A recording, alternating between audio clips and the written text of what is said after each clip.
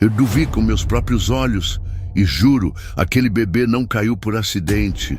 Essas foram as palavras de Camila Duarte, a jovem faxineira da mansão Montenegro, minutos antes de sua vida mudar para sempre. O relógio marcava 7 da manhã, quando os portões da imensa propriedade de Eduardo Montenegro se abriram para mais um dia frio e silencioso em São Paulo. Fazia apenas 5 meses desde o acidente que tirara a vida de Helena, a esposa amada do empresário, deixando para trás um filho de colo, o pequeno Arthur, de apenas 5 meses, e um homem despedaçado por dentro. Eduardo havia se trancado em seu mundo de reuniões e relatórios, trocando o choro do filho pelo som constante das notificações de sua empresa bilionária. A mansão, antes cheia de vida, agora ecoava um vazio pesado, onde até o ar parecia lamentar. Nenhuma babá suportava mais de uma semana sob o mesmo teto. Todas pediam demissão após enfrentarem o temperamento cruel de Viviane Prado, a noiva arrogante que se tornara senhora da casa sem nunca conquistar o afeto do filho do patrão. Diziam que Viviane sorria apenas quando as câmeras estavam por perto, e que o sorriso dela era a coisa mais perigosa de toda a mansão. Camila, recém-contratada pela empresa de limpeza terceirizada, sabia muito bem o tipo de mulher que Viviane era. Bastou um olhar para entender que naquela casa um erro podia custar mais do que um emprego, mas ela precisava do dinheiro e principalmente de esperança. O salário seria o suficiente para pagar a operação da mãe, internada no Hospital das Clínicas. Por isso, abaixou a cabeça e prometeu a si mesma que suportaria tudo em silêncio. Só não imaginava que o silêncio seria exatamente o que quase mataria uma criança. Antes da história começar, me conta uma coisa. De qual cidade e de que horário você está assistindo essa história agora?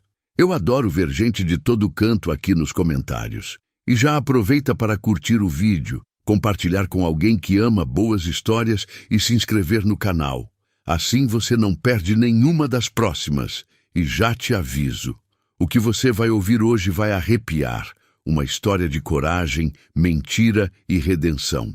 Naquela manhã, enquanto encerava o chão de mármore, Camila ouviu o choro de Arthur vindo do andar de cima, um som desesperado, como se o bebê implorasse por socorro. Ela hesitou. Sabia que subir sem permissão era proibido, mas o choro crescia, cortando o ar como uma sirene. Subiu as escadas devagar, o pano de chão ainda nas mãos, e viu algo que gelou seu sangue. Viviane, de vestido branco e semblante impecável, olhava o bebê chorar dentro do berço, imóvel, com uma calma perturbadora. "Esse menino não para de chorar", murmurou ela, enquanto uma nova babá, uma mulher loira de aparência europeia, recém-contratada, se aproximava com um olhar estranho. "Relaxa, Viviane, eu cuido disso."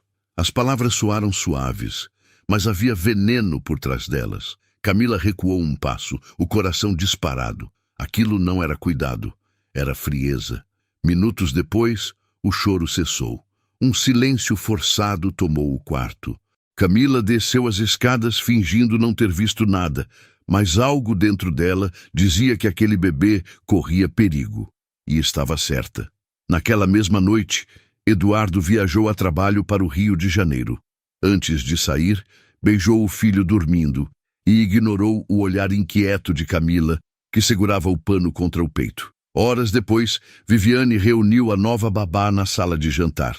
Camila, escondida atrás da escada, ouviu o que ninguém deveria ouvir. "Amanhã, às 6, o motorista vai levá-la até a Estação da Luz. Você sabe o que fazer, só precisa parecer um acidente."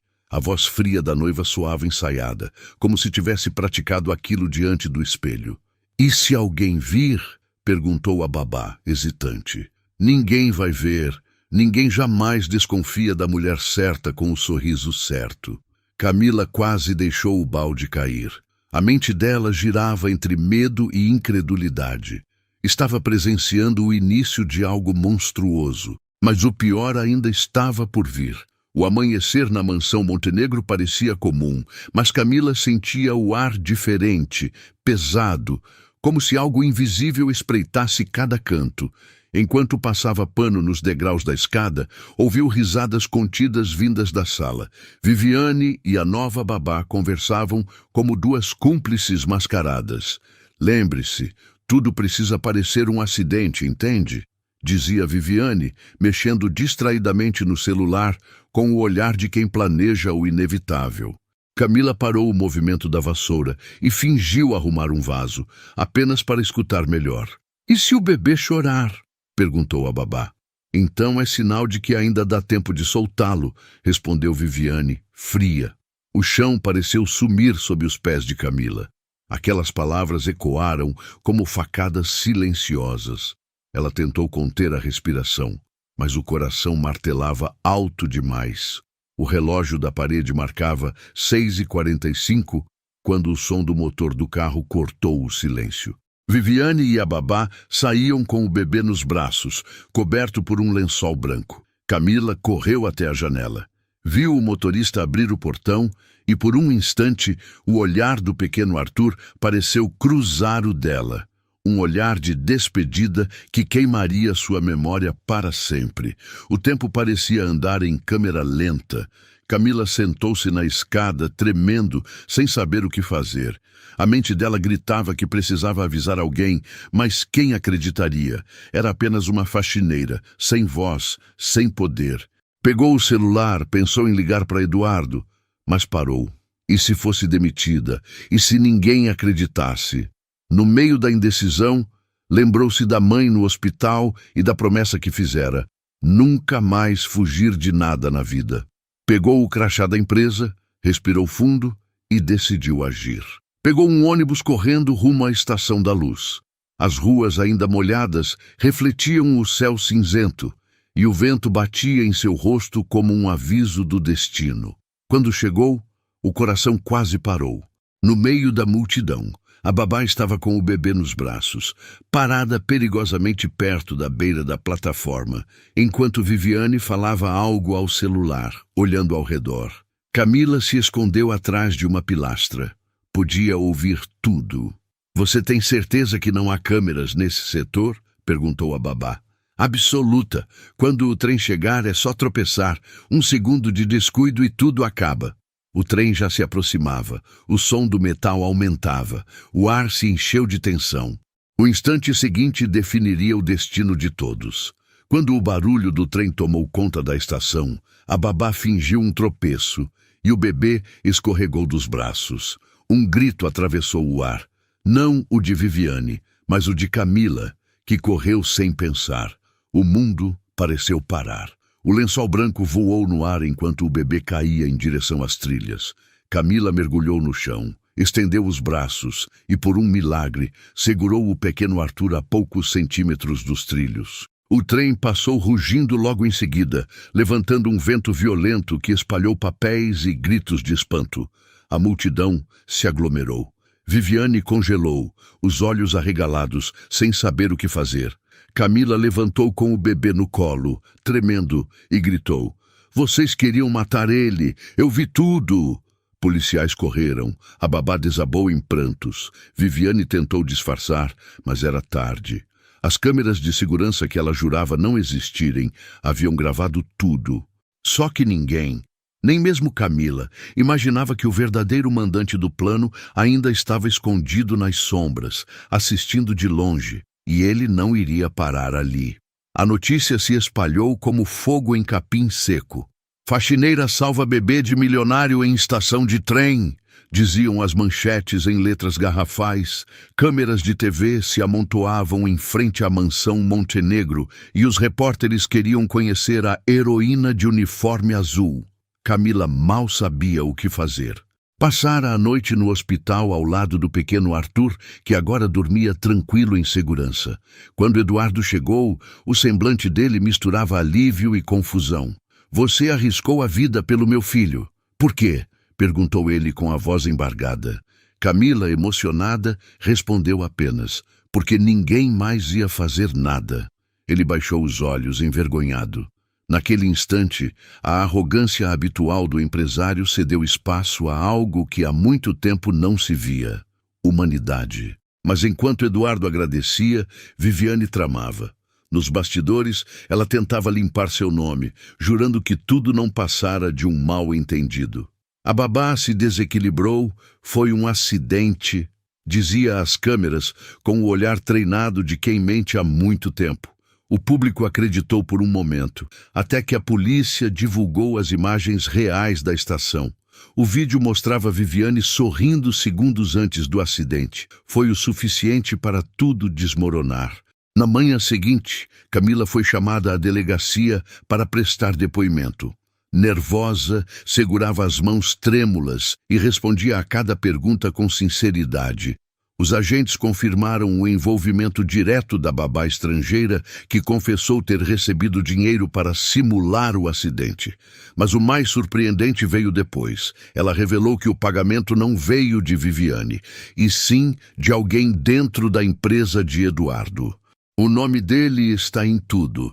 Ricardo Vasques, sussurrou, antes de ser levada algemada. O chão pareceu sumir sob os pés de Camila. Ricardo era o braço direito de Eduardo, o homem de confiança que administrava os contratos e as finanças. Ela correu para contar ao patrão, mas Viviane já havia agido. Disse que Camila estava inventando histórias para se promover, que era uma oportunista querendo fama. Eduardo, confuso e pressionado pela mídia, pediu um tempo. Camila, talvez seja melhor você se afastar alguns dias, até tudo se acalmar. As palavras doeram mais do que qualquer grito. Ela, que havia arriscado a vida, agora era tratada como suspeita. Sozinha e magoada, Camila arrumou suas coisas e deixou a mansão, mas algo não a deixava em paz. No fundo da bolsa, encontrou um envelope amassado que havia caído do paletó de Ricardo no dia anterior. Dentro dele, um pendrive com o logotipo da empresa Montenegro Engenharia e um bilhete curto: descarte isso após o serviço. O coração de Camila acelerou. Levou o pendrive até um lan house na periferia e o conectou. O que viu na tela a fez recuar na cadeira. Havia mensagens entre Ricardo e Viviane, trocando instruções sobre a criança e confirmando um valor depositado em uma conta das Ilhas Cayman. Mas o mais assustador era o último arquivo de áudio, a voz de Eduardo. Se for para encerrar esse capítulo, que seja rápido, dizia o empresário com frieza. O sangue de Camila gelou. Será que o próprio pai estava envolvido? O herói que ela achava ter salvado talvez não fosse vítima, mas parte do plano. E o pior, alguém já sabia que ela havia descoberto. A chuva castigava São Paulo naquela noite, como se o céu tentasse lavar a sujeira que dominava a cidade. E as mentiras da família Montenegro. Camila caminhava rápido pelas ruas molhadas, o capuz cobrindo parte do rosto. Cada passo era uma mistura de medo e determinação. O pendrive estava escondido dentro do bolso interno da jaqueta, junto de uma única certeza: aquilo era perigoso demais.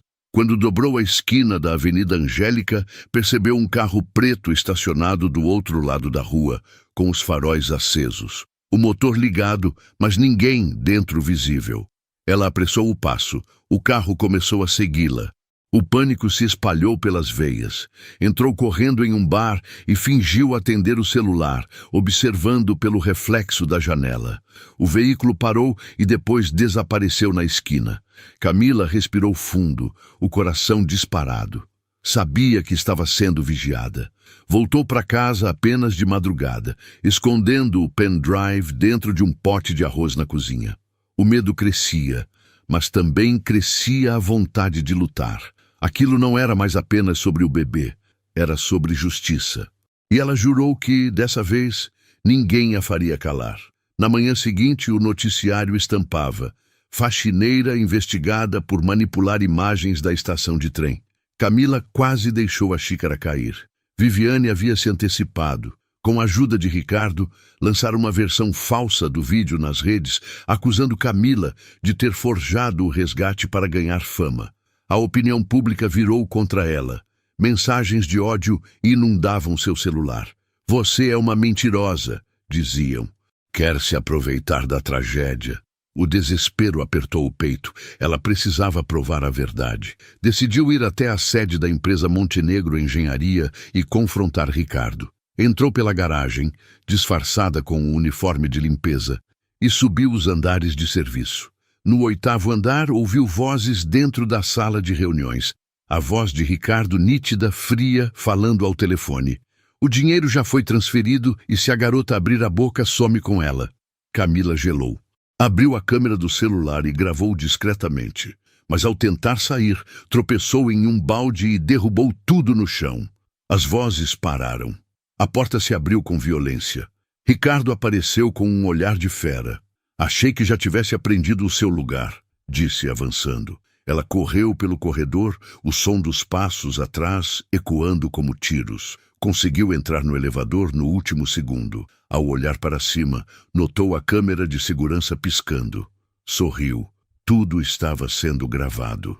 Horas depois, Camila foi encontrada pela polícia. Ferida, exausta, mas viva. O vídeo do confronto havia viralizado, mostrando Ricardo tentando atacá-la dentro da empresa. Eduardo, pressionado pela mídia, foi obrigado a agir. Convocou uma coletiva para esclarecer os fatos. Viviane, elegante como sempre, surgiu ao lado dele. Minha noiva foi injustamente acusada, declarou. Mas antes que pudesse continuar, Camila apareceu entre os repórteres, o rosto machucado e a voz firme. Você quer falar de injustiça, senhor Montenegro? Então escuta isso. Ela ligou o celular e reproduziu o áudio do pendrive, projetando nas caixas de som o timbre inconfundível de Eduardo. Se for para encerrar esse capítulo, que seja rápido. Um silêncio mortal tomou a sala. As câmeras registraram cada reação. Eduardo empalideceu. Viviane recuou um passo. E no fundo do salão, alguém bateu palmas lentamente. Era Ricardo, algemado, sendo escoltado pela polícia. Parabéns, Camila, disse ele com um sorriso debochado. Você descobriu metade da verdade. E antes de ser levado, sussurrou algo que a fez estremecer. Mas a parte mais suja ainda está dentro da própria família. O salão de imprensa virou um campo de guerra. Repórteres gritavam perguntas, câmeras piscavam sem parar, e Eduardo Montenegro parecia um homem desmoronando diante do próprio império. O áudio ecoava pelas caixas de som, cada palavra cortando o ar como uma lâmina.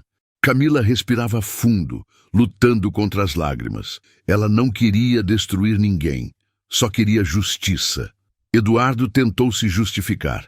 Essa gravação foi tirada de contexto. Eu estava falando sobre encerrar um contrato, mas as provas eram incontestáveis. Ricardo, algemado, ria ao fundo, satisfeito por arrastar todos com ele. Viviane, vendo tudo ruir, tentou escapar pelos bastidores, mas foi interceptada pela polícia. Em sua bolsa, encontraram um passaporte falso e comprovantes de transferências bancárias. O plano dela era fugir naquela mesma noite. Eduardo desabou em uma cadeira, cobrindo o rosto com as mãos. Meu Deus, o que eu fiz? Murmurou. Pela primeira vez, o arrogante empresário mostrava arrependimento. Camila se aproximou, ainda trêmula. Você não perdeu só sua esposa, senhor Montenegro. Quase perdeu o que restava da sua alma. Aquelas palavras atravessaram o silêncio como um golpe de realidade. E naquele instante, o público já não via uma faxineira. Via uma mulher que teve coragem de enfrentar gigantes. Dias depois, as manchetes mudaram de tom. Camila Duarte, a mulher que desafiou um império e salvou uma vida. Ela se tornara símbolo de coragem, convidada para entrevistas, homenageada por organizações de direitos humanos. Eduardo, agora afastado da própria empresa, tentou se reerguer. Foi até a casa simples de Camila, na periferia, levando flores e um pedido de perdão. Você salvou meu filho, minha verdade e o pouco de dignidade que ainda me restava. Não sei se merece minha gratidão ou meu respeito. Acho que os dois. Camila, emocionada, sorriu com humildade. Eu só fiz o que qualquer mãe faria. Ele olhou para o pequeno Arthur brincando no tapete e respirou fundo. Você não é qualquer coisa, Camila.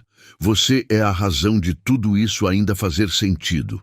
As palavras vieram acompanhadas de um convite inesperado. Eduardo queria que ela cuidasse de Arthur oficialmente. Não como funcionária, mas como parte da família.